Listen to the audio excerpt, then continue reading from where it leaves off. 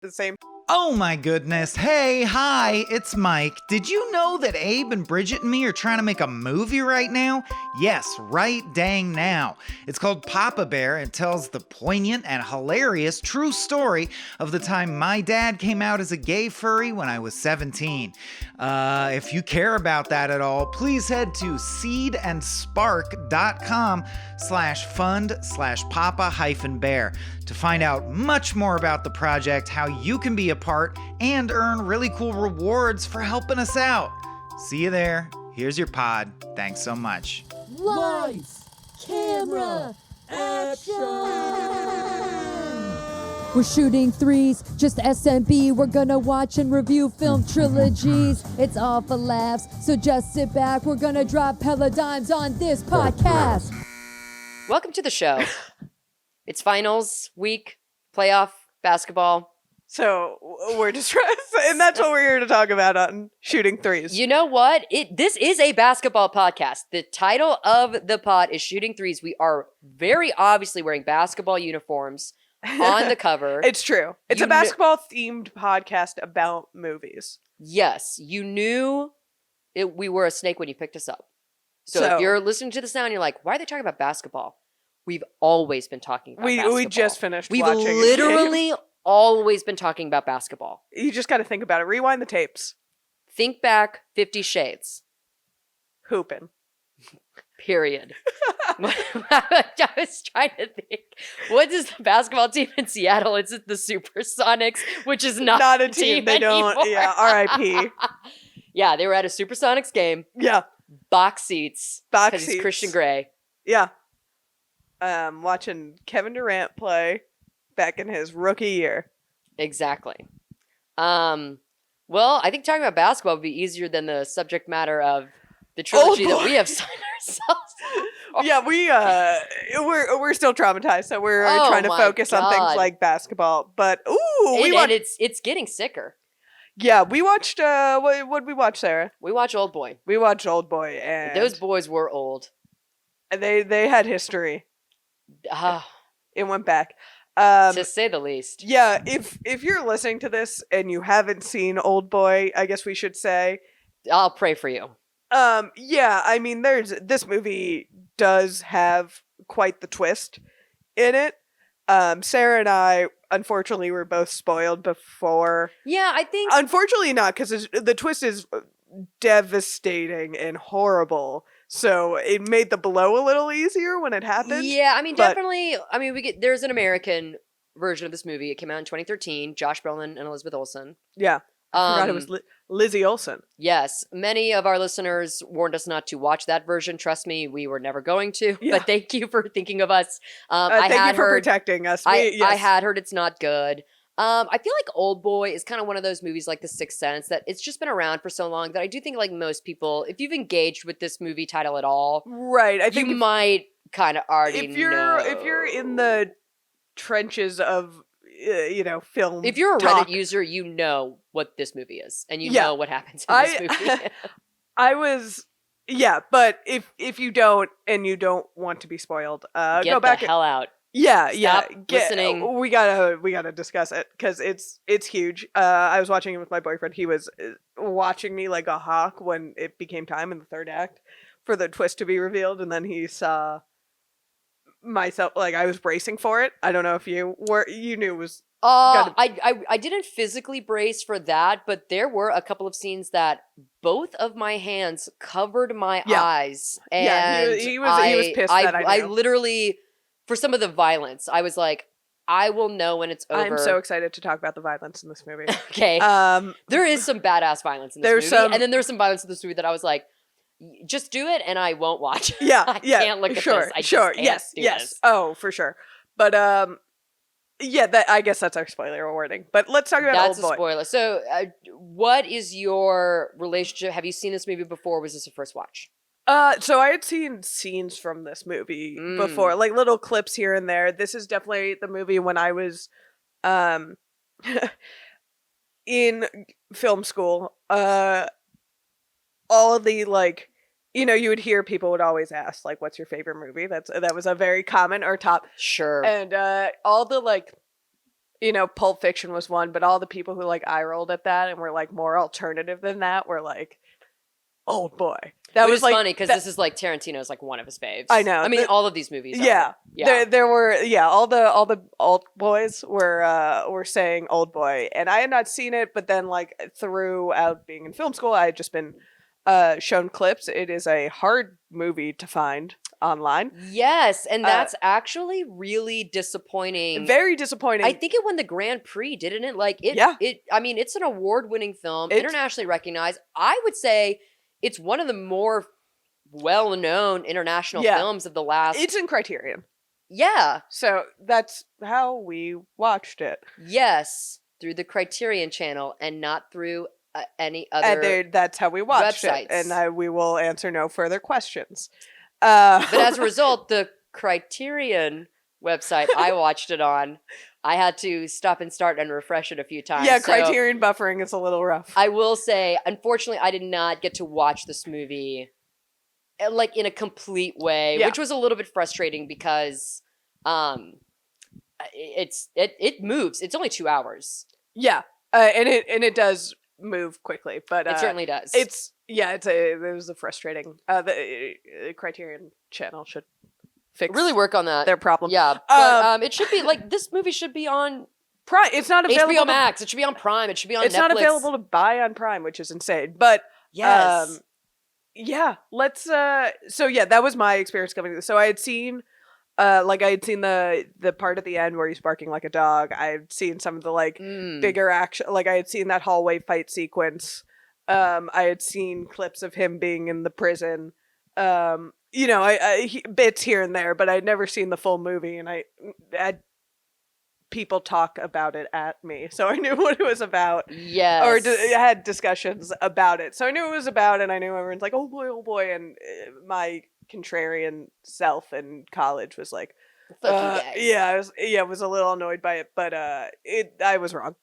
Yeah. I'm happy to. I was wrong. Yeah, I had never seen a single second of footage. How but did you know? How did you? I know about this movie because in college I spent a lot of time on Ask Reddit threads. Okay, sure. And like this movie is always if it Ask Reddit is like, what is like the most like insane movie you've ever seen? Sure. Like what moment in what movie like really Right, like shook you to yeah. your core? What's the most disturbing? And like this movie comes up a lot in like any Yeah. of the, which I mean understandably so. Yeah. But as a result, like I was already pretty familiar with like the plot of this movie. The But general. I had never actually like with my eyes seen any part of this. Yeah, and even I will say, even though I was spoiled, it's still. I mean, it's a well-made movie. So if Still it's very effective. Oh, it's still very yes. effective, and I think that is a litmus test for a good movie too. Is like Yeah.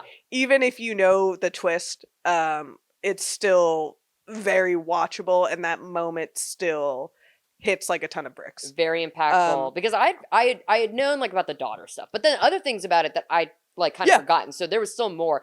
Just as a side note, we know someone that hasn't seen The Sixth Sense, and they say they're not going to because quote they know the twist. That's stupid. And I thank you, That's stupid. thank you. That It's is such one a of good the movie. best. I movies actually ever rewatched made. it recently. It's probably in my top 20 favorite films of all time. yeah. It is fucking. I hadn't watched stunning. it in years, and then I rewatched it recently. I think my brother's girlfriend hadn't seen it and hadn't been Yeah. spoiled. And Oh, wow, good for she her. she hadn't seen like any movies, so we're like, this one. I don't know why that one got chosen, but that one. Oh, because it's and it's excellent. it's still it's like a masterpiece. That when I said that of like a good movie, a test of a good movie with a twist Sixth Sense. is that it's still immensely watchable. Even Yeah, if because by you the time know. you get to that, it's almost And like I don't rewatchable. even really care because like everything else is Everything else is, and yeah. And also, the moment still has impact. It's the filmmaking of it. Like, Yes. the moment, it still lands differently than when someone tells you. You yes, know? I had a friend watch for the first time, and he said it like, "Is it a twist or is it a really well crafted payoff Yeah. to something that the movie has kind of been insinuating the entire time?" Yeah.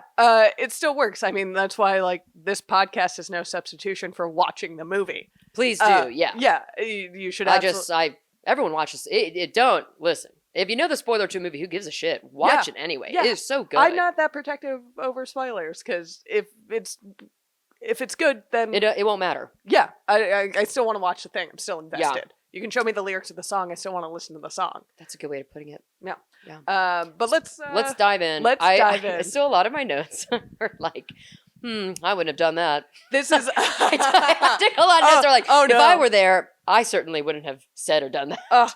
I opened my notes app to take this movie, and my boyfriend was like, "You're not going to take notes," and I'm like, This is for our podcast. This is work. This is like work." And he was right. I did not take one note. I was so into the movie. It's up my here. notes were kind of like, it's up here. Interesting. Wouldn't have been my decision in that moment. Which, I think those could be notes to any movie. Yeah, it's kind of like more like I was live tweeting to myself. Yeah. My thoughts about Oldboy.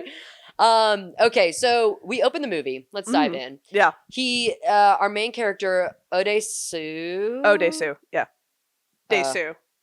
Daesu, yes. I don't know why I was going to call him Son. That's not his name. It's Sue. It's Sue. Yeah. Daesu. He is been thrown in a drunk tank. He's in some kind of prison. Yeah. We do open in media res with that on the rooftop briefly. Oh, speak more? Because did you miss that? I just don't remember it at the moment. I had the Criterion channel. I had a really hard time. Channel. Yeah, loading the beginning might be a little bit messy. Sure. Because 123movies.eu.ru/Criterion really had a hard time.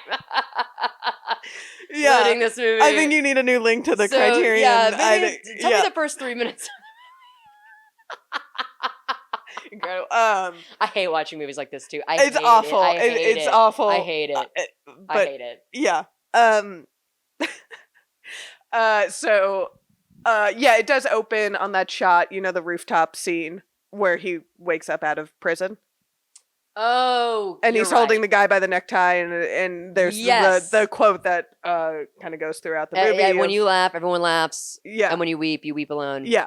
Well, no, I think it's even though I'm a beast, do I not deserve to live? Oh. Okay, then I missed that.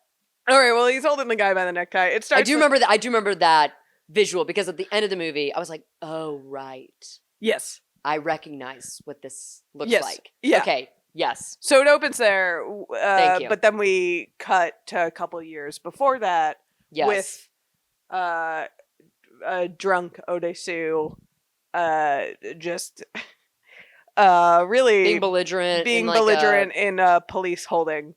Yeah, some kind of drunk tank, like drunk in public disorientedly kind of thing. He's bought a set of wings for his daughter for her birthday.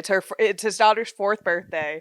He is detained and just being kind of a mess. Being a drunken menace for many hours, trying to pee in the And I liked how this was filmed. That was like the first note I took was like this kind of like handheld, like shaky. I think sometimes, I mean, there's definitely a threshold for that in movies. I think we all know that like the shaky cam can only work for so long, but it worked really well in this opening one because they don't do it for too long, and like it's really kind of choppy, fast. I kind of said like. There were moments like the editing was almost like an Edgar Wright kind of beat where it's like, here, like, quick storytelling. This is like kind of what you need to see. But it set a nice tone of like, kind of like the chaos of this the ensuing movie. Where like, I just felt like throughout the film, a scene would just ramp up to 100 really fast. Or like we would transition into a new location and like, oh, boom, things are like happening. Yeah, it also like kind of disorientates you, which you're pretty disorientated through the this first movie is act, disorienting. especially in the first act of the movie. Yes. When he's in the drunk tank, so you get all these kind of scenes of him being belligerent, a drunken mess. For a while, that's the first like 3 minutes of the movie, and then his friend Sue. Nope. I've got it right here. Kim. No, the guy that gets him out of the prison is his buddy with the internet cafe. Yes. Yeah. Juwon. Comes, picks him up. They go out into a rainy Korean street in the middle of the day. Or at night. And call his Daesu's wife and family from a telephone booth.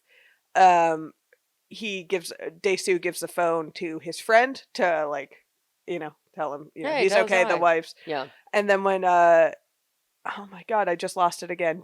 What's his name? The friend's name? Ju-won? Ju-won. Yes. Turns around, Dae-soo's gone. Yes. And he has lost. Yeah, this opening I remember for my viewing was like a little bit rough. Yeah. Okay. I had a hard time with the Wi-Fi. He is gone. And then the screen blacks out. And the next scene we see he has been held. He's clearly been kidnapped for the past 3 months at the point where we meet him. He doesn't know by who. He is in some sort of prison where they're like feeding him through a slot. It looks like a hotel room. There's a bed. Yes. There's a shower. There's a fake window. But he has been there for a couple months at that point. Doesn't know why. Doesn't know who has captured him. Is asked like how many more months am I going to stay? How long am I going to stay here? No one's talking to him. He has no idea. So he's kind of going mad in there. Obviously, and then you kind of get the rules of the prison a little bit in that whenever he gets suicidal or whoever is watching him needs to access his room, they release this gas that knocks him out. Knocks him out, and so they are able to like. So I wrote this note. I don't know about you, but I think in my own apartment, if at a certain time in the day, just to like, 10 o'clock, 10:30, time to go to sleep. If a gas of like, I don't know, Valium were to Valium enter gas, my room and put me to sleep, I don't know that I would have a problem with that, actually. Certainly at nighttime. Kind of sounds nice. Certainly around 10. There was like part of that I was like, you know what? I could. Yeah. If I could like control it, like I That would would be want someone nice. else to Just control it. If I could yeah. just press a button and I'm gassed and then I'm just like out for the night. Yeah. I think I could get behind that. Yeah. And someone comes in and I wake up and I get a haircut. Not that haircut. They gave him a terrible haircut in there. His hair really, he needs a conditioner. Yeah. I mean, I would have, Very dry. He comes out and I'm like, he's like, what should I do? And I was like, get a haircut, man. Yeah, for Go, sure. Go fix what they did. When he's in this, so we're like in this world of like this hotel room. Again, a little bit choppy, but was there not? He has access to the television. Mm-hmm. They have a television so he can see what's going on. And on the news, I think he learns that his wife and daughter have been murdered or like presumed murdered. His wife has been murdered, and the daughter has been taken in by a family in Sweden. Yes. Is what we learn, and then clearly while he was knocked out, his captors took DNA and planted evidence around the apartment, because it's not known to the wide world that he's right. gone. But I'm trying to remember. Does Dae-soo know that? Yes. Okay. He sees the news report, and he knows he's been framed. Got it. For the murder, and that's kind of how he keeps up with current events too, and like sees what's happening in the world. That's how he beats off, which Park Chan-Wook loves to film dudes jerking it. We're 2 for 2 now in the Vengeance trilogy of like jerking it. Kind of strange. Yeah. Jerk off scenes. But such is life, Yeah, it's real. It's he's real. alone in that room. And what are you gonna do? You got to do something. Exactly. Exactly. And what he does, so he gets kind of suicidal, but they keep intervening, and he decides that he is gonna, around year 5 of his imprisonment, is gonna start keeping a journal to kind of keep himself sane. Oh no, it's after the murder of his wife. He decides like he's gonna find who captured him and like kind of stay up and about it and not just like sink into this imprisonment. Yeah. So he starts keeping a diary of everybody he could have wronged to try to figure out a prison diary of like everyone he wronged who could have been behind this, and just kind of day to day. He starts training by like shadow boxing. He punches the wall so much he has like these crazy calluses on his hand that you see throughout the movie. And he keeps up. He watches the news and keeps up with current events, so he knows what's going on. By the time he gets out of there, yes, he starts to hatch an escape plan. He does. So one day they drop off food at his door, and they accidentally give him an extra chopstick. Huge mistake. Which is when he also starts trying to dig out a little, Shawshank himself out of there. Yeah. It's a total Shawshank. Yeah, it's a Shawshank, and he's pretty good at it. And he pokes a little hole and realizes so he can see the outside world. And he's like, all right, if I keep this up, I can be out of here in a month. Like, all right, I've made good ground. Yes. And then right when he thinks that, more Valium gas enters the room, he wakes up in a box on a rooftop. Yeah, And okay, so I really had a choppy time with this. So I'm glad you're actually kind of... Okay. There was... What did you miss? What I missed was the hypnotist. Oh, yes, there was also a hypnotist in the room. That was a big... I missed that. I saw...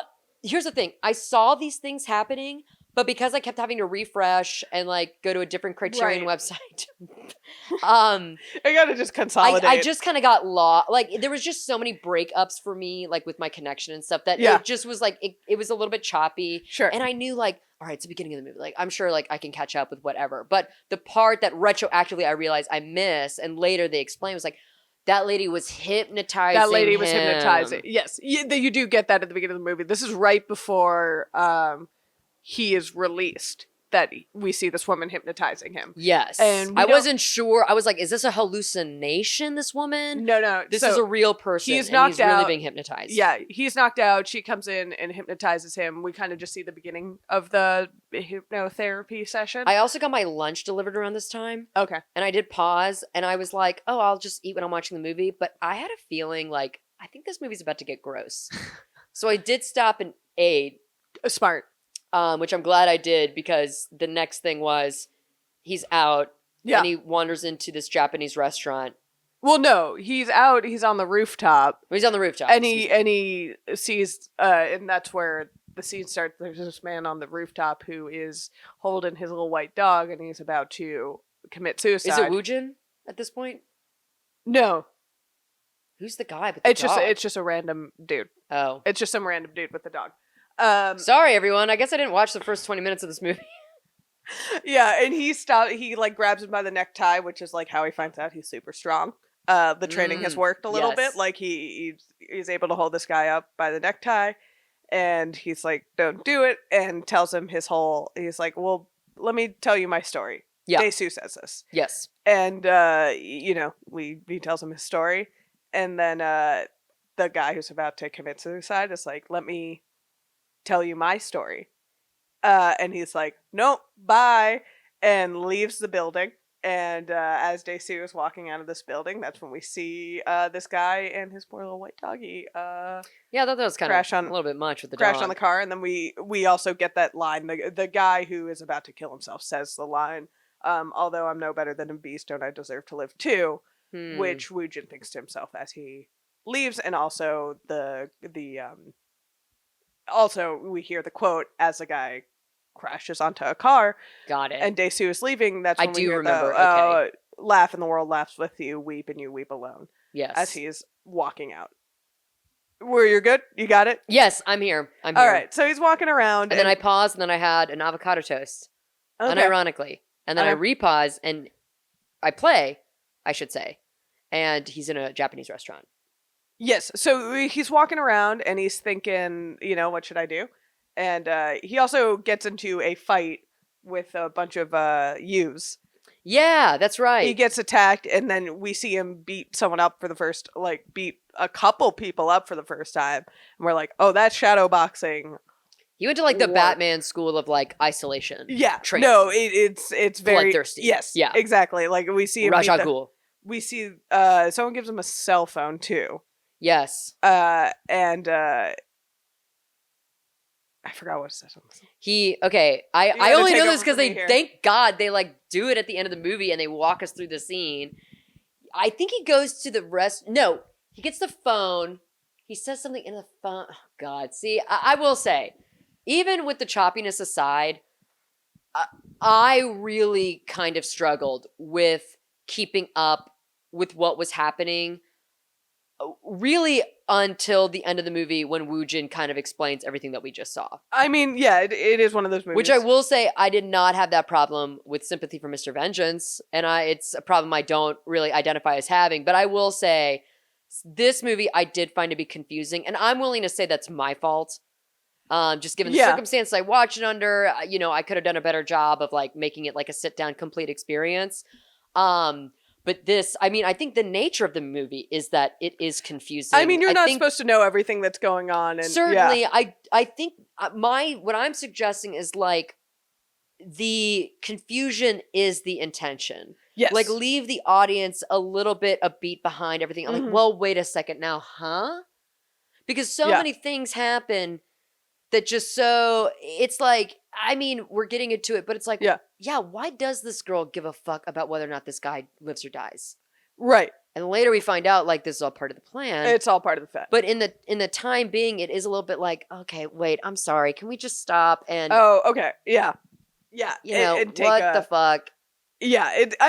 Recounting movies beat by beat is always... it's not as easy as it looks. I just saw this movie 2 days ago. Like, I should be a little bit better about, retaining this info. But even as I was watching it, I was like, I'm a little bit confused by this. Well, after the prison, there's a lot of like, okay, we have to catch up, get this guy, like, show that this guy's skills in solitary confinement work so that he beats up all those like thugs, and you're like, holy shit, okay, so the shadow boxing is real. This guy is now a legit threat to society, I guess, and not someone to be messed with, because otherwise you're like, the last time you saw him, he was just some drunk and blubbering, and then he's been in prison, so you don't really, it's not a super, and like maybe crazy, because that's the other thing too. I had a lot of moments, I had a lot of moments in the movie where I'm like, oh, is this like his hallucination? Like, there was a few times that I was a little like, he's not the most reliable narrator, so it's a little, which, and then it's like, am I confused, or is that part of the design? Right. Because I also did just see Beau is Afraid,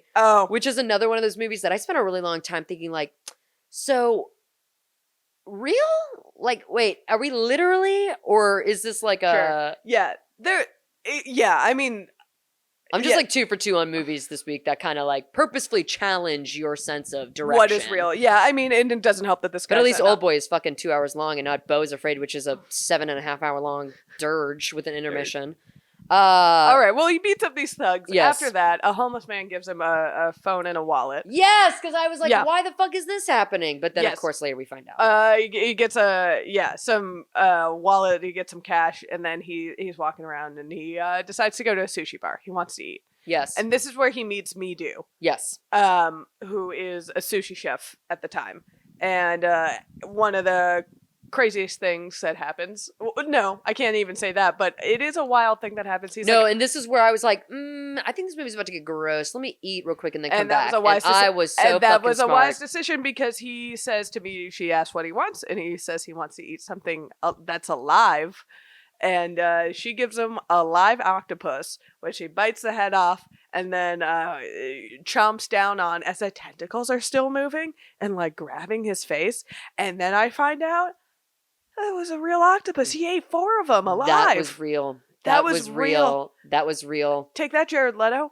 Did you also see the thing where that actor is actually like a practicing Buddhist? So he did a little prayer thanking the octopus for its life. Yeah. That's all 4 of them. Hey, do you think you could eat an octopus live like that? Absolutely not. Me neither. I don't want... Even in the traditional serving of it, which is actually like you're supposed to cut it with a knife and eat it like a human being. I mean, I've eaten octopus. I like octopus. I like octopus, yeah. I don't want anything squirming in my mouth. Yeah, I don't know if I could get over the texture of it. Like, I can eat a mussel or an oyster because it's small. You know, it's not a big... I have a big texture thing while I'm eating, too, so the sliminess would bother me. I don't do oysters or mussels. But when a tentacle is cooked, and it's like, it's got that chewy... It's got that nice char. When it's done well, it's nice. But, ooh... And the head, like I have a hard time eating because he put that whole head in his mouth. I mean, and there's some splatter that's gonna go on after that. Oh, you know, it's kind of like a grape when you bite into one, and it like hits the back of your throat. Yeah. It's like a cherry tomato. Juice. Yeah, it's Choi Min-sik, the actor who plays Dae-soo, who had to do this. I hope. I mean, God bless. Yeah. What a commitment. What to a the role. commitment. That would be really hard for me to do. That octopus is rough, and you were right to not eat during that scene. Right, and that's, I mean, it's so funny because the movie gets gnarlier from there. Yeah, but that visually is probably like the grossest thing. And then in the process of eating the octopus, he faints. Yes. And we learn... Well, he gets a call on the cell phone. Oh, yes. And then the call says a grain of sand and a rock both sink in water at the same speed. And then he passes out. Midu also says Dae-soo looked familiar to her for some. They were both like, I recognize you. Yeah. And they couldn't put it together. But then he eats that octopus. He passes out. Yeah, they also do explain like Dae-soo in his isolation like aged like twice as much as a man his age should. Yeah. Because like he does look weathered. He looks much older probably than he actually is. Yeah, I mean he's been through isolations not good on the in imprisonment and getting fed like the same fried dumplings every day. Yeah. Probably not great for your health. No. And I'm sure that shows on his face. He hasn't had that sun in his eye. He hasn't. He hasn't. Sarah's a proponent of gotta get that staring at the sun for some reason. You don't stare at it with your open eyes. Just like close your eyes and get your face into the sunlight because it's important that your eyes get sun in it.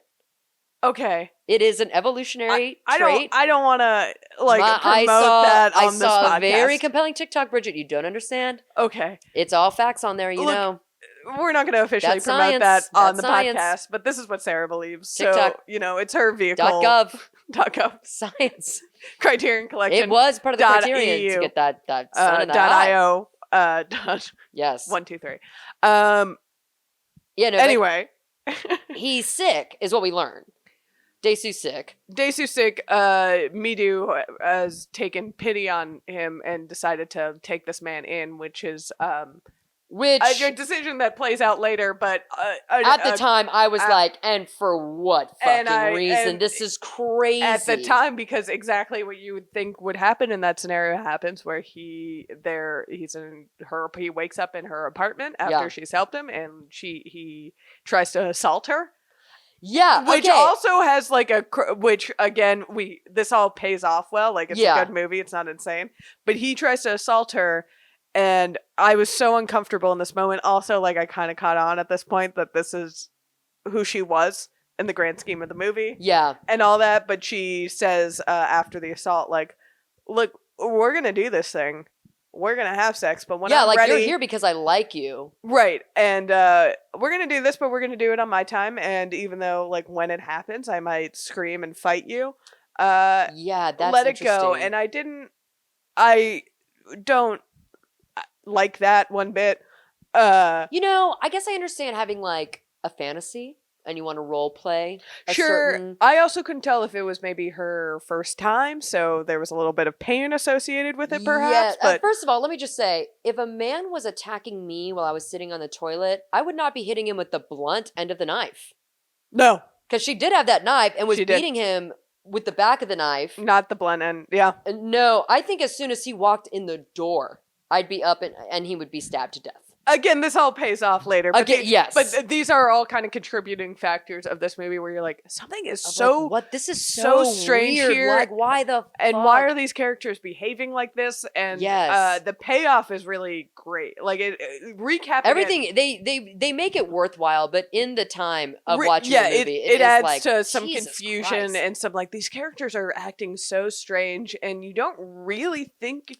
Honestly, and recapping it is like this is good because as we were talking, your notes being I wouldn't make that decision or any of that. It all pays off so well because while you're sitting there watching, I forgot that I was thinking oh, why weird. I kind of chalked it up to early aughts strangeness. Yeah, and I mean I think if I didn't know the ending of this movie, there maybe is a part of me that says I would have maybe turned it off at a certain point because it's just almost annoying how this doesn't make any sense at all. And I don't want to get too into this because I mean, but this movie about I would say 3/4 of the way through, I just developed a sense of okay, so anytime a woman is on screen, I can go ahead and assume she is about to be assaulted or degraded in some way, shape, or form. Yeah. That made me look back at Sympathy for Mr. Vengeance.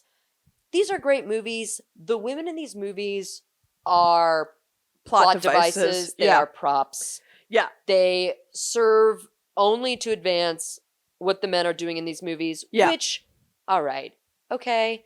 It's a movie about these guys. It's not really the women's stories, so be it. But this movie really kind of tested, how far can I give Park Chan-Wook?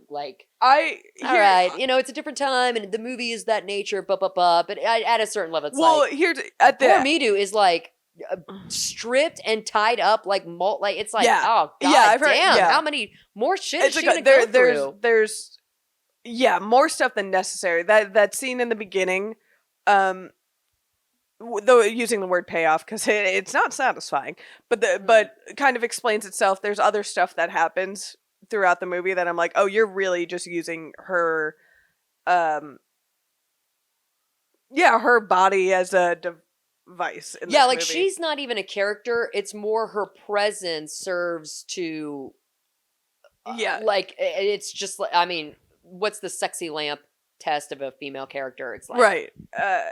Yeah, and again, it didn't, knowing the ending of the movie and knowing what I did know, I was like, all right, well, I get it. That's kind of like the world that we're in. But again, if I didn't know, I'm realizing this now, trying to, it would be unimaginable to watch this movie without knowing what happens in the end. And I do think there would be part of me that maybe I'd be like, fuck this. Yeah, looking back on it, there are things that happened that aren't great, but then kind of explain themselves. Just looking ahead, specifically the part of the movie that I was like, all right, you guys come on, is when he ties Midu up and then leaves the apartment because he thinks he's found the other guy in the other apartment. And then on the phone, he's like, and you left that door open and unlocked. It's like, oh, all right. Yeah, that's what I was thinking about too. You're kidding me. That part is unnecessary. And honestly, and what is the thing? You're not even gonna shut the door behind you or lock the door, and you have this woman tied. Like, even truly careless. Don't you like? What if someone were to see that and then call the police, and you're caught? Like, there's so many logical leaps that happen in this movie that, like, you really either have to know what's coming in the end, or you have to have all the faith in the world that this movie will explain itself at the end. Well, I think so, because I do think it works like that, because again, it's strange. Those scenes are very strange. And the world itself is also stylized. I mean, it's almost science fiction. What happened to him, like, just disappearing, waking up in this prison, being held there for 15 years. Yeah, you do have to say yes to a lot of things. Is insane. And then you have that weird Lynchian almost octopus diner scene where then he, like, gets a phone call and passes out. And then they behave so, like, there is some suspension of disbelief. Like, this is a weird world. Things are happening that aren't making sense. Yeah. I think you do get that going into the movie blind, that, like, we're looking at a story through some sort of unreliable lens for one reason or another. I do think I'd be watching this movie thinking, all right, this better, like, someone better explain what I'm looking, which, to their credit, they do. They do. And, yeah, there are some things where I'm like, there are things that happen, like leaving her tied up in that apartment, and that I'm like, that was just unnecessary for the plot to move forward. That didn't add anything. You just it added some pain, but there's also I guess kind of the threat of like everyone. I think it's around that time. It's like, well, every woman you love will suffer. Yeah, and that like, he loves her. Like, what the hell? There is an unnecessary part of the violence towards her, certainly. Like, some of it gets explained and drives the plot forward. Some of it was like, we didn't need to see this. Again, knowing the ending actually kind of helped me watch this movie, because it would have been much harder I was to like, watch. well, I know we're getting there, and I understand that this is kind of the thing, but I definitely, like, if you're watching this movie blind, it's like, okay, this is so fucking strange. It's much harder to watch if you go in blind. So I'm sure. Strange. But yeah, so we. Sorry, I didn't mean to, get into no. all It's a point worth making. But they're hanging out in the apartment. They agree they'll fuck at some point. But not right now. Freed decided. So they start kind of learning each other's stories, but don't really want to talk about it much. One day, Dae-soo sees Midu talking on the internet to someone, video chatting with someone. 2003 version of video chatting. Yes. And he immediately, like, doesn't trust her, like, thinks something's up. So he kind of, like... Well, he rightfully, I think he has a line where it's like, and why would you want to help me? Right, and, like, living alone, I can't trust anybody. Which, like, to be fair, like, he is correct. He is correct. He got kidnapped off the street and imprisoned for 15 years. He shouldn't trust anyone. Even, like, not trusting her, like, absolutely. That's, like, the most logical thing I've heard any character say in this movie up until this point is, like, you actually shouldn't be trusting anybody. Yeah, so that kind of puts their, like, growing together on ice, and he kind of, he's like, no, I'm going to work on finding my captor. And every day in this prison, they fed him the same fried dumplings over and over again. He saw a receipt one day day and saw the name Blue Dragon on it, so he starts looking up and trying to go to every Chinese restaurant with Blue Dragon in the name in the area, and orders these fried dumplings to try to like match the place to the taste of the fried dumplings. Yeah. He does eventually get there, and he follows a delivery boy to the prison that he was held at. Which this actually kind of surprised me. Good plan. I did not. It's a good plan. It's a good plan. I just didn't realize, oh wow, he's gonna go back to that. Like, I don't know. I thought that'd be like a bigger reveal later. Yeah. But it is kind of satisfying. Like, no, it happens quick, which was a surprise to me. Yeah. I was like, oh shit, we're already back. Kind of at refreshing though. I kind of like when a movie's like, we're gonna do this thing, and then it does. It doesn't drag along at any point. Again, 2 hours. It gets to things a lot faster than I expect things to get. Except for the one logical piece of information that we need, but painstakingly takes forever. But the plot moves. But the plot moves. He's I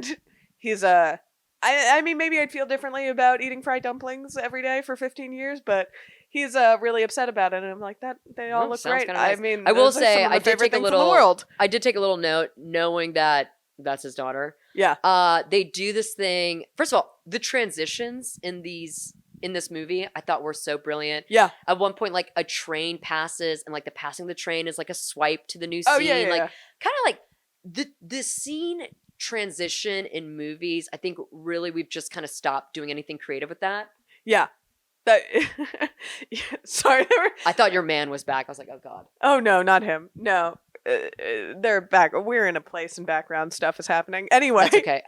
Yeah, the game is on. Hello. So when they're crossing off, they do this cool transition where she has a pen in her mouth and takes the cap off. Like when you keep the cap in your mouth and you just rip the pen out. Yeah. And she crosses out, and then it transitions directly to his hand crossing something out, and then he puts the pen cap back into his mouth. Full circle. And it's like, satisfying. Oh, they both do that. Yeah, that's a very specific ticks. way.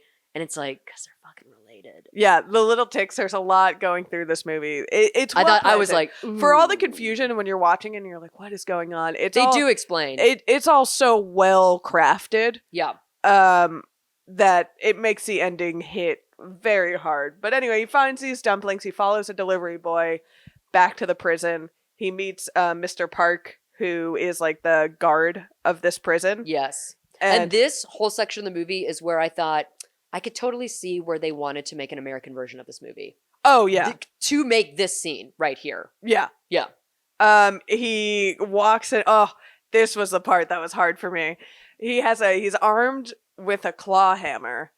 And he threatens Mr. Park to like let him in the prison by pulling out with the claw end of the hammer 15 of his teeth. This is where I had both of my hands covering my face. Oh, the teeth stuff. All of the teeth. Every teeth scene stuff. where the teeth were being ripped out, I was not looking at the movie. Teeth stuff is hard to watch. Can't do it. Oh, God. Dental torture is really... Ooh, yeah, I couldn't look at this. I did watch that through my hands. Like, that was tough. But then we get in the scene where he kind of breaks into the prison hallway, and just goes like Jason Bourne on their ass. That fight scene was stunning. Nuts. This is where I want to talk about the violence in the movie, because this fight scene specifically, I loved so much how they did this, and why it's different than American fight scenes, because the fight is like chaotic and sloppy. It's true choreography. It feels, I mean, obviously in a movie that everything's a little disorientating and like sci-fi almost. This fight scene plays so realistically of like, there's I think it's really ahead of its time too, because I think like, at least for Western films, they've kind of clued in the last few years, like, no, we kind of want to see like, let's have it play out. We want to see, we want to see what's I mean, want to see like this skirmish, this dogfight. Like, it's not clearly pretty. David Leitch like has taken a lot from this fight scene. Yeah. It's like the wide tracking shot of all of it. The him going through the hallway and having these fights of like 1-on-15, where like realistically, that person is going to get hurt, and that's going to change the way they fight as people get hurt. Yeah. He's stabbed in the back. He's taken, I mean, it's 1-on-15. He doesn't get out of there easily. No. I mean, he's kicking ass and taking names, but, they get... Not without a struggle. Not without a struggle. I like that it's not just like everybody fighting. He turns around, new person, turns around, new person. It's... And then even sometimes people will fall down, but then they get back up. And they show them getting up slowly, I feel like. Yeah, it's not like some fight scenes play out like a video game where once a character's on the ground, like they're done. Health and, bar goes back up and like pops back up. Right. Yeah. I felt like this was more true to like, nah, there'd still be a fight. He's not killing them. This fight is beautifully shot. It's cool. Like it looks... Oh, how they looks did, cool, like, but there's also... like the utilization of like the fourth wall. Yeah. Like we're tracking the fight down the hallway. Yeah. Yeah, it's done so well. It's super cool, but there's something like there's also like a sloppy, realistic, very raw fighting, which it's such a good scene, and I really love the way. That's when I was saying that I want to talk about the violence in this movie. It was that scene, and also the fight scene that he had. Like the actual fist to fist fighting is done so well, and you see its influence throughout like some of the raw like action movies you see today, like where fight scenes feel super visceral and super long, and you feel exhausted, like you feel the pain of them. I think that comes a lot from people taking inspiration from this movie and this fight scene. Definitely. And this movie across the board, it's not afraid to get ugly. No. And I think with these fights especially, it's like, no, this is how brutal this life is. No, We're it doesn't. not It gonna does cop out. No, like people raw. are bleeding. They're like scrambling to try to get up with their last breath. And like ribs are broken, lungs are collapsed. Like, to talk about the Fast and Furious, we joke like, no, they have concussions. And they're probably fucked up. And these characters are fucked up and for real. Okay, so like barely gets out of that building. He has a knife in his back. I did think it was well earned that shot of him getting on the elevator, and then it cuts, and you see there's a bunch of like goons in the elevator, and then we cut again, and we see him leaving the elevator, and all those goons fall over. Yeah, I thought that was a little bit like Captain America-y. Like that's the kind of shit you'd see in a Marvel movie today. But I was like, you know what? Well earned, well deserved.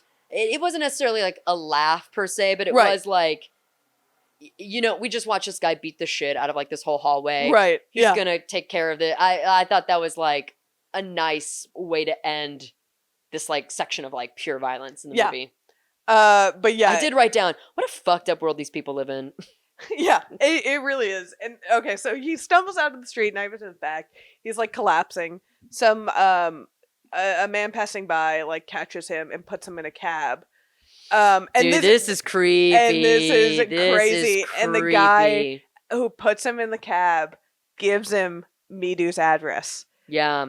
And that's how he realizes. Is that what he says? Like, I'm an expert, like Daesu, like I'm an expert in all things Odesu. Yeah. Yeah. And this is Woojin. Who we know is going to be like... Yeah, so that's how he finds out that's the man who helped him into his cab, who caught him on the street, bloody, after like millions of... Not millions, but like a lot... Basically millions. The people on the street are passing him, and one man catches him and puts him in this cab. Yeah, that was really like nice and creepy. Like, and that was so creepy. Oh, when he gives her his address... Nuts. So that was his captor. Yeah. And that was also kind of like, oh, we're doing this. Like, yeah, another moment of, so we're talking about it and now it's here. Yeah, we found the prison. We know, like, he has interacted with his captor. Yep. And so he's back at Midu's home. She's nursing him back to health. And they're like, we know who this guy is. We can find out. Is this when he ties her up? And then, like, runs to the other apartment? Is this what we're talking about? No, this is a little later. Okay. This is, he comes back to the apartment. He recognizes a voice with who Midu was talking to. Yes. And is able to put two and two together. Midu says, he refers to himself as Evergreen, which becomes a hint as to the identity of this person for Midu. And this is when they go see his old friend who, Ju-won. Yes. Who owns this internet cafe. Yes. This was a man who got him out of the drunk tank in the beginning of the movie. They're still friends. He goes, visits his old friends with Midu to help him locate this captor and asks him if he knows any clues and starts working on. Yeah. And I think we learn at this point too that like they went to school together, at least like in the Google search of Evergreen's like. Right. Well, they find out Evergreen is a hint. Evergreen's a hint. That was what their high school mascot was a evergreen pine. There we go. And so they kind of figure out that that's, it was someone they went to high school with. Yeah, they track down, from Midu's talking to this guy online, they track down his user ID. His name is Evergreen. The two of them kind of put together that, and Evergreen does tell them, congrats on being acquitted of your wife's murder case. The charges have been dropped. Yeah. So they're like, this is the guy. We got her. Yeah, and then they realize that he is chatting from the building across the street from Midu's apartment. That's when he leaves. That's when he rushes off. I was missing the internet cafe. I couldn't remember like when that happened in the order, but that is yes. Because Mr. Park's men come back. Mr. Park's men comes back. They assault Midu, who was left in the apartment. Who is a prop. Yeah, he leaves her in the apartment to go find Mr. Park tied up because he still doesn't quite trust her. While he's out across the street, Mr. Park's goons are waiting for him in his apartment. Yeah. And this is when also an important discovery that Woo Jin says that if he tries to use torture again, he has planted a pacemaker in Dae-soo's heart. No, Woo Jin got a pacemaker put in his heart, and he asked the doctors, can you give me like a remote so I can stop my own heart? Yes. So it's like, you can torture me, but I'll just fucking kill myself. Yeah. And then you want any information and no way of knowing anything. Yeah. So, which by the way, genius. I wrote like my final note that I took down was Woo Jin is just fucking evil, man. He is so evil. He's like dark. Evil. That is so evil to be like, yeah, well, if you try to torture me even a little bit, I'll just fucking die. Right. Yeah. Like, he cares more about Dae-soo's suffering than he cares about anything. Like, he lives for Dae-soo's. I mean, it's kind of it's where the vengeance comes in. He just like lives. Yeah. And the final point is put on at the end, which we'll get to, but like, yeah, this man has pure vengeance. Is just an angry ball of sad and weird. Although I did think that actor was like kind of cute. Woo Jin? Oh yeah. A little bit. I Yeah. know. I mean, I didn't like that he was so handsome. He's got the tall thing going on, which I'm really he's tall, not like. He's well coiffed when he's getting dressed. He's kind of ripped. Like, he kind of he has a tramp stamp, which was very strange. You know, he's kind of hot in like the fucked up like Patrick Bateman kind of way, where it's like, you know what? Obviously, you're a disturbing, sick individual. Yeah. But if I just saw you on the street, I'd be like, wow, what a well dressed man. Yeah. Like, oh, actually, like you're taking care of yourself very nicely. I kind of like that. Yeah. Kind of cute. Sorry. Sorry, yeah, Woo Jin. but gross man. Disgusting, but awful evil, man. fucking, cruel, sick son of a bitch. But yeah, he races over. Dae-soo races over. He finds Mr. Park and his thugs have attacked Midu. And then Mr. Park is about to pull Dae-soo's teeth out. And my eyes were shut tight during all of this. I was like, absolutely not. But then Woo Jin's partner comes in and tells Mr. Park to leave. Yeah. Because they want Dae-soo. Yeah. Not Mr. Park. And Dae-soo threatens to cut off Mr. Park's hand, which comes back later. But Dae-soo and Midu leave the apartment. They hit the road. They're like, fuck this. We gotta they're off. Go. Which then they're in a hotel room. And that's which I just want to maybe Korean hotels really do all look the same. Mm-hmm. Oh, let's add to the confusion by making this hotel room look identical to the hotel room he was trapped in for all those years. I don't know. I was like, dude, if I were him, I'd be like, can we not stay in a hotel? Can we not? The minute I see red wallpaper, can we just out like of go there. Somewhere else, please. But yeah, they get into this hotel. They immediately start like this sexual relationship. Yeah, that's when she says she's ready, and we get a sex scene, which, knowing the twist, was also Chan-Wook Park has a way of shooting sex scenes that are like too graphic, that are like, I do not find sexy at all. Yeah, I mean, you're not really supposed to I don't know if you're supposed to find this sex scene sexy. It. It's something actually that I noticed The Sopranos do really well, because as I was watching that show, I'm like, this is HBO. Like, actually for an HBO prestige drama, they are pretty modest and chaste on The Sopranos. Yeah. But what I appreciate about the sex scenes in The Sopranos is that it looked like real sex. Yeah. So like the guys are still wearing undershirts. the women, you know, sometimes they're like half dressed and it doesn't look sexy. It looks like how real sex probably looks like from the outside, which is like not that attractive. It is skin on skin. Yeah. It's sweaty. It's sometimes painful, a little uncomfortable. I do kind of appreciate when it's not like, you know, oh, the romantic soft lighting, dim lighting, all the right angles, you know, the whispering and the huffing. It's like, no, this is what they're fucking. Yeah. They're not making love. They are fucking. Yeah. And it's not pretty. It's not, yeah. But, it is a means to an end. But they're, you know, cuddling and seem very happy with, you know, everything. And then because again, it's kind of predetermined that they love each other in this way, that they like. Yeah, there's a strong connection. They care about each other emotionally, mentally, and they also want to fuck. Yes. So they, in the hotel, they look over and they notice there's a package at the hotel that. Because unbeknownst to them, they got that good Valium gas. They got that good Valium gas. And then people came in and dropped off this gift. And they open this gift and it's a hand. It's Mr. Park's severed hand. Yeah. Which Mr. Han must have cut off at some point in the apartment when he went to save Dae-soo, and that's when they realized Dae-soo is probably bugged because he heard the threat to cut off the hand. Yeah. And that's when he's like, I found this part of the movie very satisfying. Yeah, when they go and they find the bug in his shoe. Yep. So and this whole kind of like, because now we kind of enter like, again, I was Jason Bourne. I keep going back to, but like I thought very Bourne-ish to like go through the mall. Yeah. You know, like, we got to get rid of this, like, talking it through, and, you know, this was, like, kind of the adventure part of the movie. Well, there was some detective work here. Yeah, like, very, very much so. But, yeah, so, and then more detective work. So they're talking more about, you know, high school and who I was going to say, when did we get that call?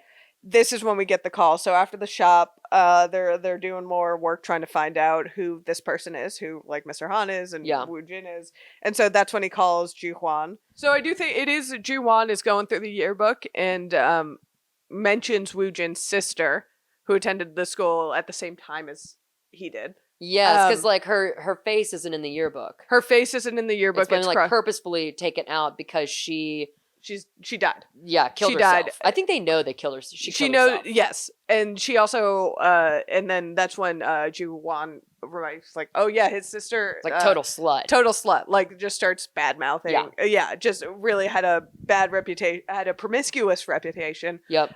Calls her slut like several times, and then Woo Jin is using the computer across which.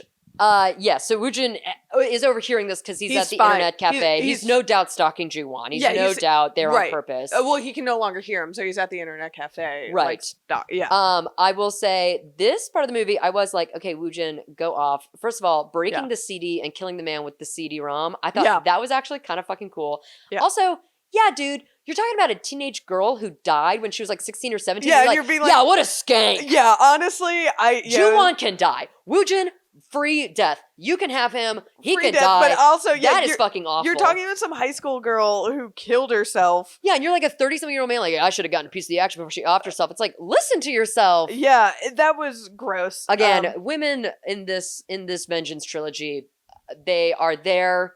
They are bodies. Well, yeah.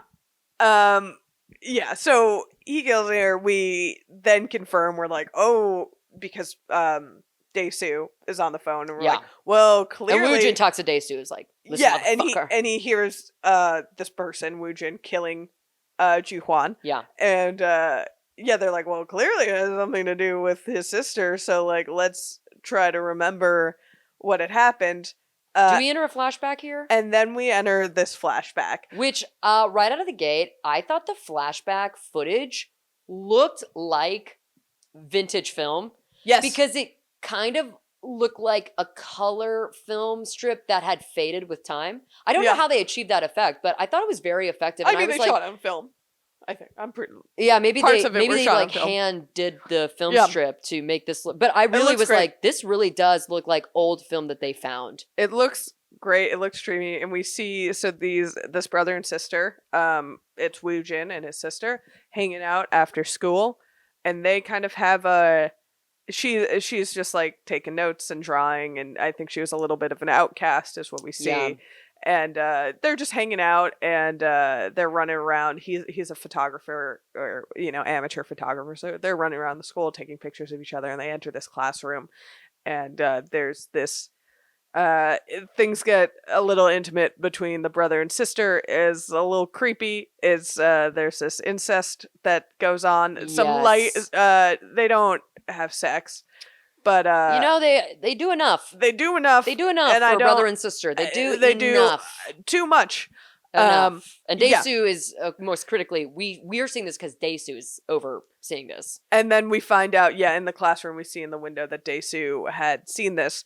He goes and talks to his friend. I guess he's leaving for school in Seoul, and he's just like working over Was the friend summer. not Ju-won in that The scene? friend is Ju-won. Okay, I thought so, yeah. And I guess he doesn't know who these two people are. He didn't know they were brother and sister, but he tells Ju-won that he saw this, and he's like, oh, and Ju-won knew who they were, and they're like, oh, there are rumors about this brother and sister being a little too close, and Ju-won goes and spreads these rumors. I'm sorry, Ju-won, you had to die, dude. You also, had to die. This is not. I mean, Dae-soo didn't know. He was just like, I saw some. He's just a teenage boy. I have a lot to say about where the blame goes, because there's a lot to say about that, but we're getting there, so we'll just continue. We'll save it. Yeah, this is but so we found that basically this rumor started, and then the sister got I guess, I don't know the right, psychosomatically pregnant. Well, she also had to switch schools. She had to switch schools. She got bullied. Rumors got around. Yeah.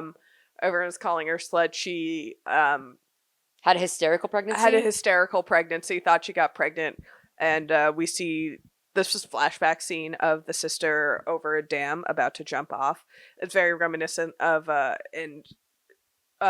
Woo Jin tries to stop her. He's holding on to her. Like, have we seen that yet, or is that at the end? No, that's it. I guess that's at the end when we see what happened in the date that the photograph was taken. I was gonna say, when did we see that photo of her on the bridge? It's towards the end when he's in his apartment. But okay, we know the sister had killed herself, and it's become clear that it's from these rumors that were started between Dae-soo and Woo Jin. So I think we could just let's get to the finale. Let's get to the fucking So Dae-soo tracks down Woo Jin in his apartment. Penthouse apartment. Very How'd you nice like apartment. The freestanding shower in the living room? Okay, cool, but impractical. I don't think I would actually want that.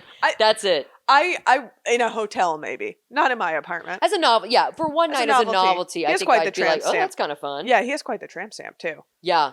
Kind of that whole apartment again, very like. Okay, dude. 2003 modern. I did like the closet that like comes together, but and everything in this apartment is too high tech.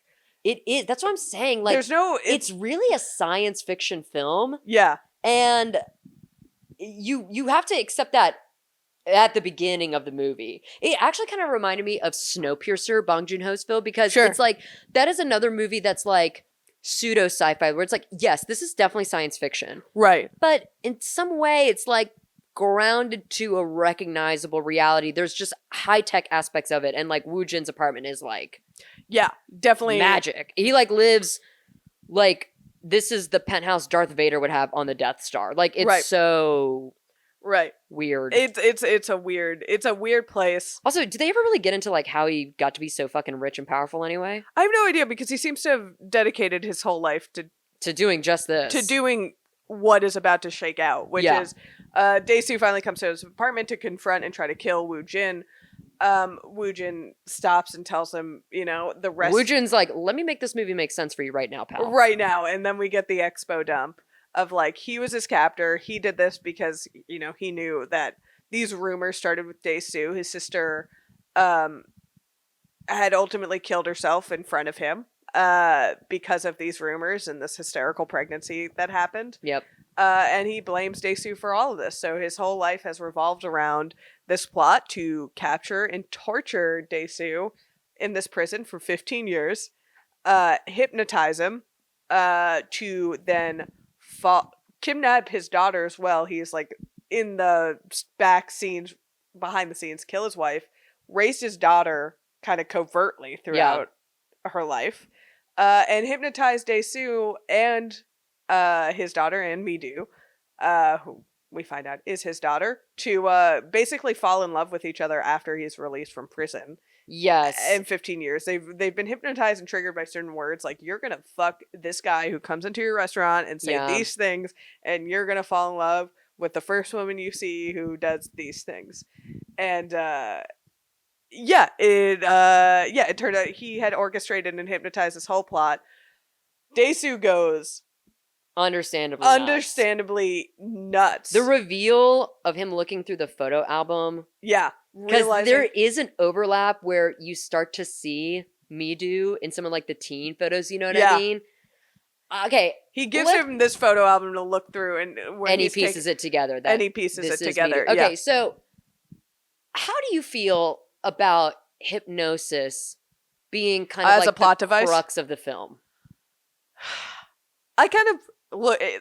It's just such a I don't love long hypnosis. reach. It is so hypnosis long. is I tough. feel like I don't know if it's more like if the gas contained a potion that made him suggestible, and like I mean he's in a week, something like I mean part that. of me wants to forget because he's been in prison, so he's in this weakened state, and his mind is probably a little, and he's been more or less since she was 4 raising Mi-do, so it's very easy in early ages to get kind of subliminal messaging in. Sure. I think, but the straight up hypnotist of it all is a little it's a reach, but I don't know. I think the reveal was so well done. It's such an evil plot that it's like I'll give it to him because it again, like, Woojin is a sick because like 15 years, that is a great enough time for your daughter to grow up and become a woman, and a woman that you might not even recognize. Yeah, and it's rough. And again, I don't know if Dae-soo's a person who deserves this. He just thought you know who doesn't deserve this is Mi-do. And Mi-do, what the hell did she ever do except for be born? Yeah, well, and Dae-soo does like beg Woojin not to. The begging scene is really hard to watch. Yes, and Woojin had hinted like, why am I going through all this? And he says, because you talk too much. And that's that's right. You were. That's what he finds out when he breaks through the prison the first time. Is that he was there because he talked too much. And it's like, what the fuck? And he was so confused. 15 years of my life gone because I talk. Like, what the hell does that mean? And then he found this is why it all started with these rumors. Talks. I will also say, incest in any way, shape, or form is disgusting. It's awful. It's horrific. There are real life victims of incest. Like, I don't mean to make light of this. Yeah. I just mean to say, do you think forcing a father to have sex with his daughter is the same as having consensual sex with your sister who's around the same age? And when you're teenagers, like, I don't know, there was like a degree of this, and like, I think that is way, way worse than having sex with your fellow teenage. Yeah, Woojin is unhinged. I don't think, like, it wasn't really Dae-soo, it was Ju-hwan deserves to go to hell. Dae-soo just thought he saw some like action through a window at school. Like, he didn't know who they were. He just also Dae-soo just said it to one person and left town. Like, it's not like he spread that rumor. That was all Ju-hwan. Yeah, he left town. He wasn't there. He did Woojin is disturbed. I almost wish we got more time with him, but at the same time, I kind of like the mysterious villain. Yeah, definitely. Aspect of it. But Dae-soo at this reveal goes insane. He's like, I will do anything for you not to tell me do this. Well, and he does know that I think it's Han has Mi-do with a box. Yes. With all this information. Yeah. Yes. And that, I think this is actually the best scene of the movie. I think this is the best acting performance. Are you talking about his begging? The realization that they also, the phone call too. Yes. Because it's also kind of sick that his tone immediately changes, and he's like, don't open it. And she's like, I'm not going to open it. And she goes, okay, good girl.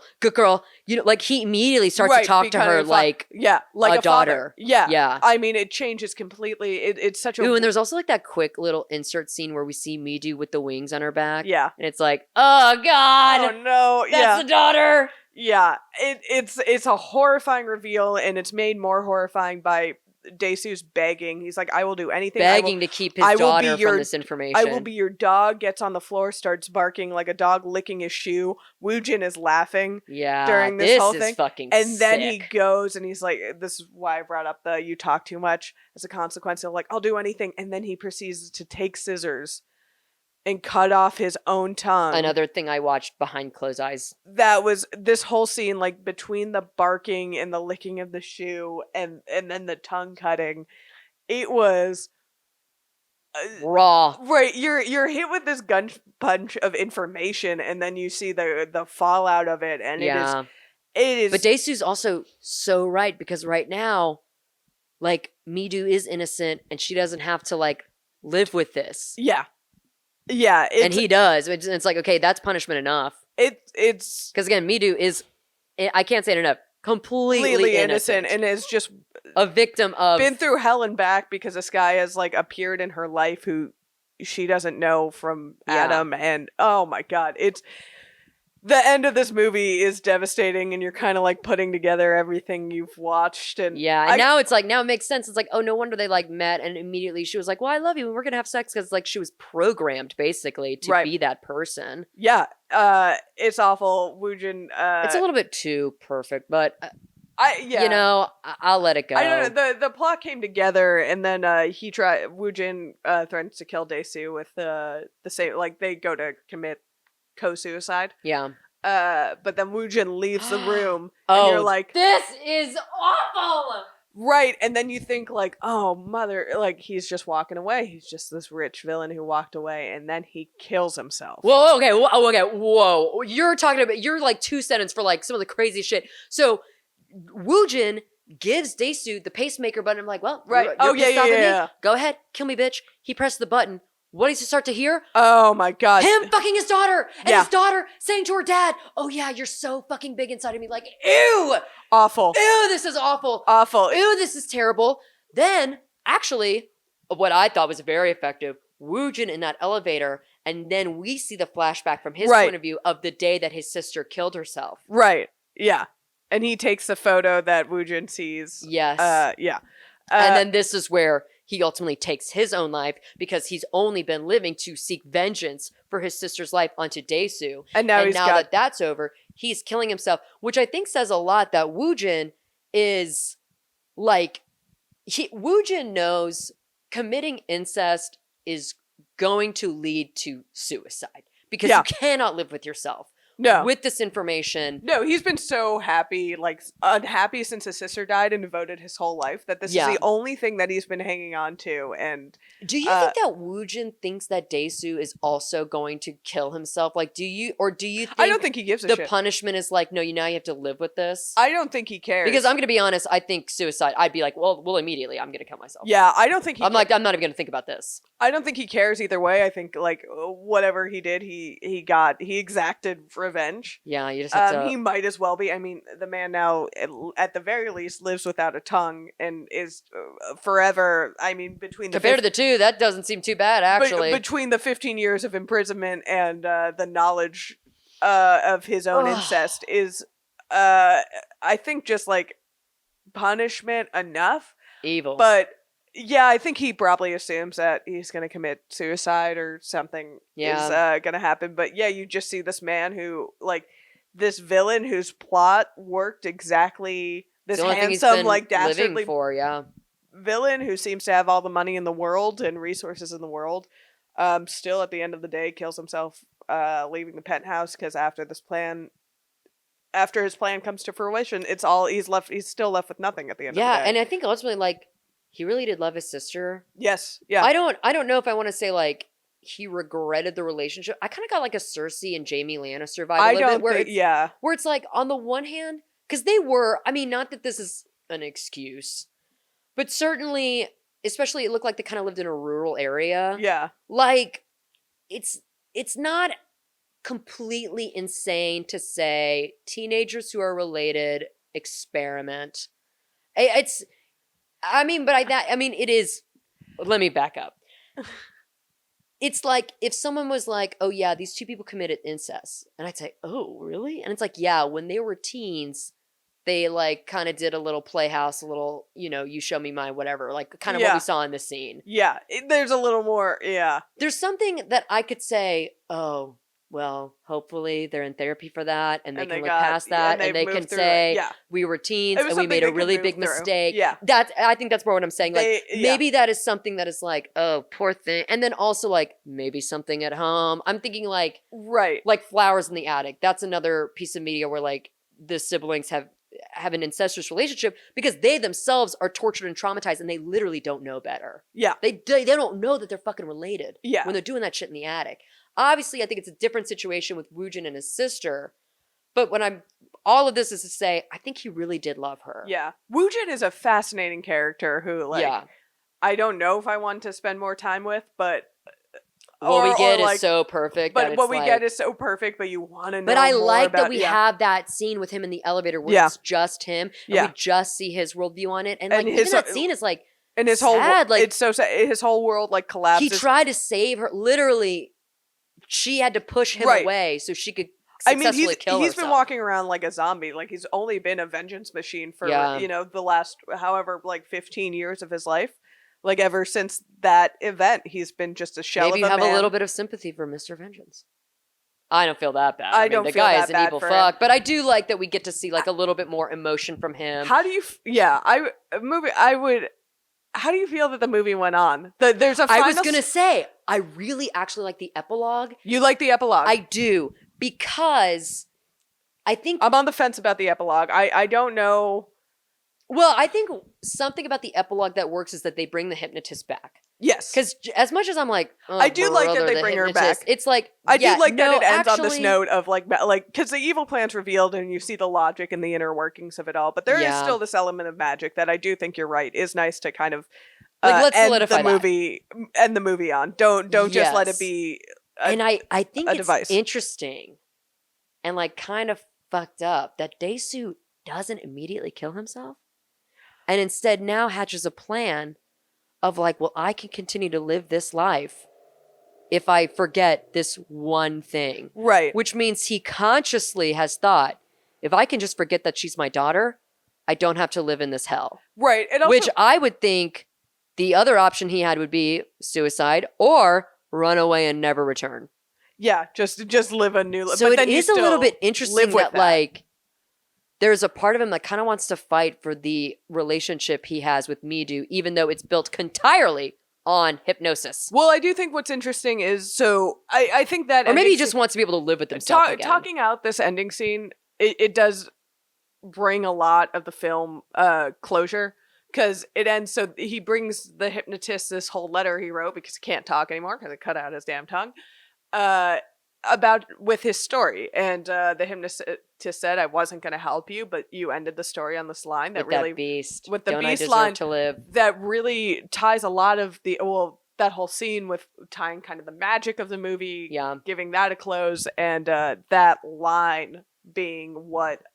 that line of, even though I'm no better than a beast, don't I deserve to live too? Yeah. That line, kind of gives closure to the scene where he wakes up on that rooftop with that man who's about to commit suicide and says those things. Clearly that stuck with him, and he feels that, even though I'm no better than a beast, don't I deserve to live too? And clearly Woo Jin didn't feel that way.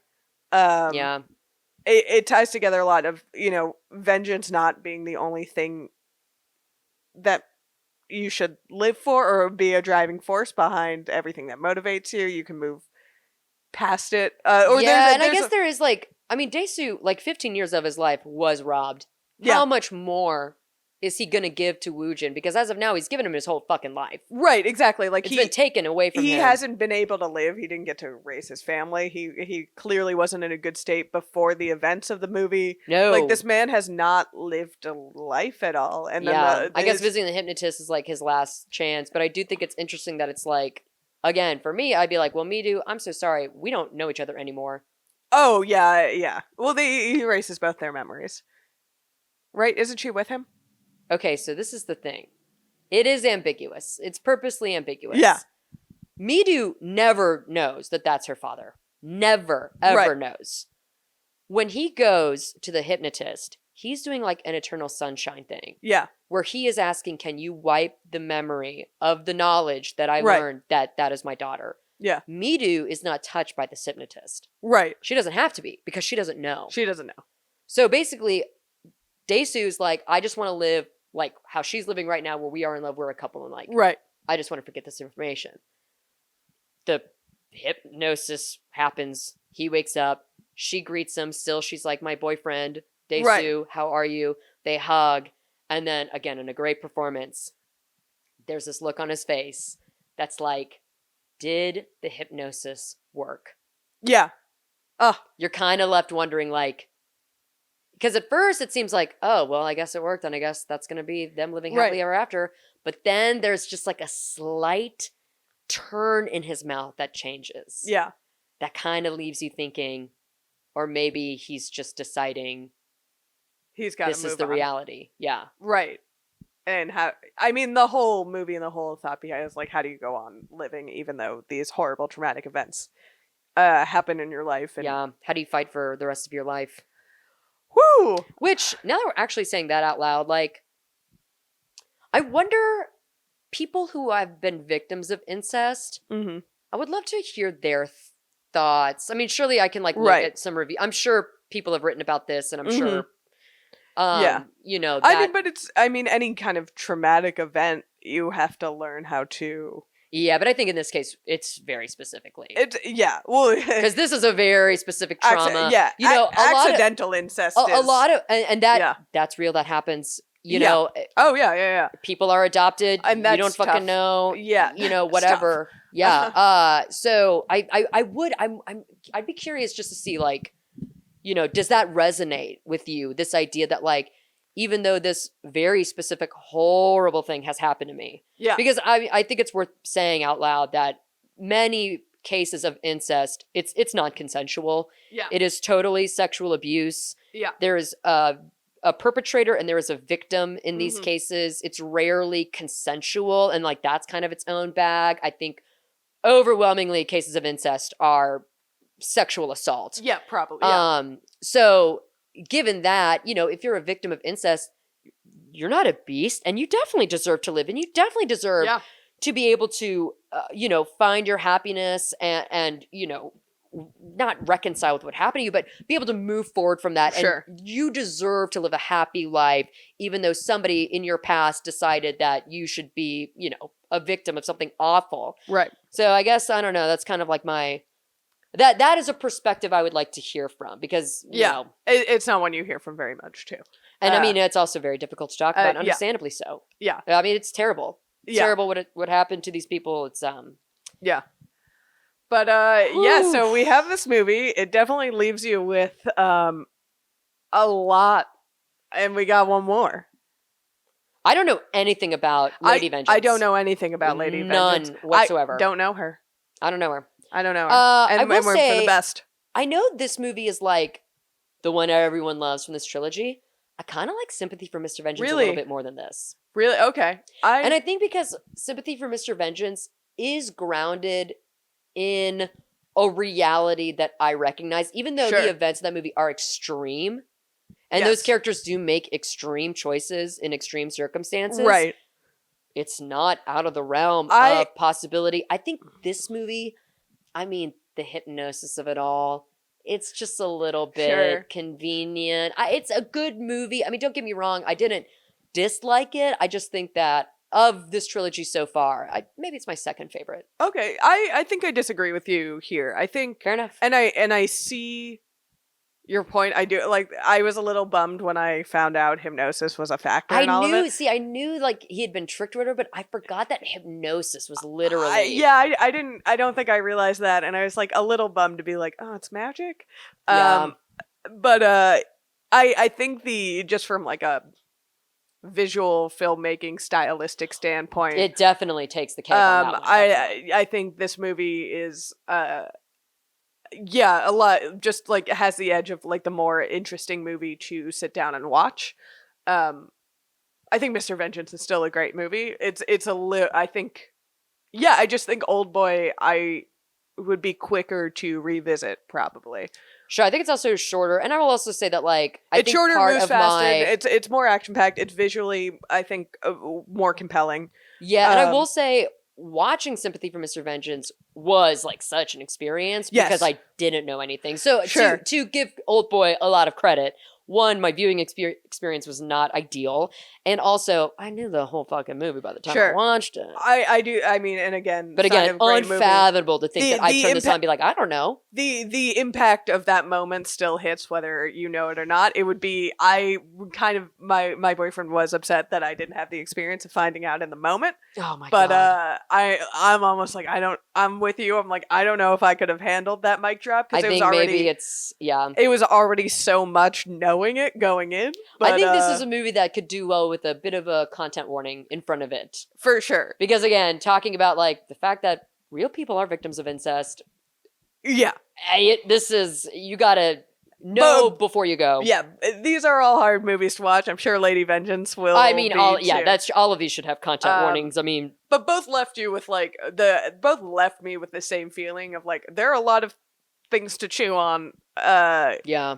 This movie, it's the themes and the stories are told with like such subtlety, even with magic being involved. Like, sure, the plot mechanics are a little bit neat. A little bit neat. There's a lot of suspension of disbelief. Maybe more so. Maybe a little bit sweaty. Yeah, and more so. But I'm willing to give it to this movie. I think this is a fantastic movie. It definitely is. It definitely is. I see why it's made all these lists and why we got to watch it on the Criterion channel. Of course. And worth the watch, specifically on the Criterion channel. We will say that. Yeah. For sure. No, but very disappointing that this is not more widely available to watch. No, it should be because it's such a. I bet the American Oldboy is everywhere. It is. I mean, that's what it is, really. It is. Which I agree with Bong Joon-ho when he said the thing at the Oscars, or was it the Golden Globes, that he's like, it's amazing how many great films exist in the world if you can get over a 1-inch subtitle. Yeah. And truly. Yeah. Get over it, watch this movie. I mean, content warning, but watch this. Like, it's... Any Park Chan-Wook movie, just honestly, you gotta know. It's gonna be a little rough. It's gonna be a little rough. Dark. You're gonna need a palate cleanser. I had to watch a couple episodes of Jury Duty, to get, to go to bed after. I watched this movie in the daytime on purpose. Okay, okay, yeah. That was probably a good move, but yeah, I have to give the edge to this movie. I think just the film, but they've both been so good, and we got another one that will. Oh my God. And then I promise we will do like a light and easy next trilogy. Like it will be so light. Well, light and breezy. Yeah. And well, this was a very long episode, so we thank you for oh God, sorry. Sitting through it with us, and we appreciate this. This is one of the best films of the 21st century. We're going to talk about it for a long time. There's a lot to talk about. Damn, it's Oldboy. But Sarah, give us the wrap out. Thanks for listening. So super appreciate it. We mentioned some comments that we got. We read them on the Patreon page for Small Beans.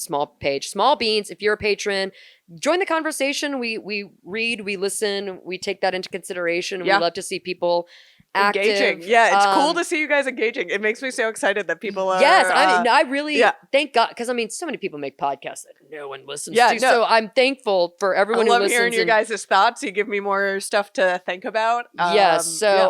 Continue doing that. And if you're not a patron, take a look. There might be a tier that you might not think you can afford it. Check it out. If it's something that you feel comfortable with, give it like a 6-month trial period, get these episodes early. Small Beans has some really cool things cooking. I can say that. I think they do a drop on the feed every day or every other day. Like it's no shortage of content. So I think it's definitely, I'm a patron. I think it's worth it. Yeah. So there's that. And then I'm on Twitter at @SK_Griffith. And I'm on Twitter at Bridget Tweets, where watch those spaces, because Sarah and I are working on some stuff. We're working on a series that's comedic, and it's a nice chaser if you're doing the shot of the Vengeance trilogy. Yeah, it's super light, very funny. Stay tuned for more about that. We'll be talking about that, and we're working on more stuff with Small Beans, so just, stay here. Yeah, when this comes out, we'll be filming. We're filming in May, so watch this space. All right. Bye, guys. Bye. Lights. Camera, action! We're shooting threes, just SMB. We're gonna watch and review film trilogies. It's all for laughs, so just sit back. We're gonna drop hella dimes on this podcast.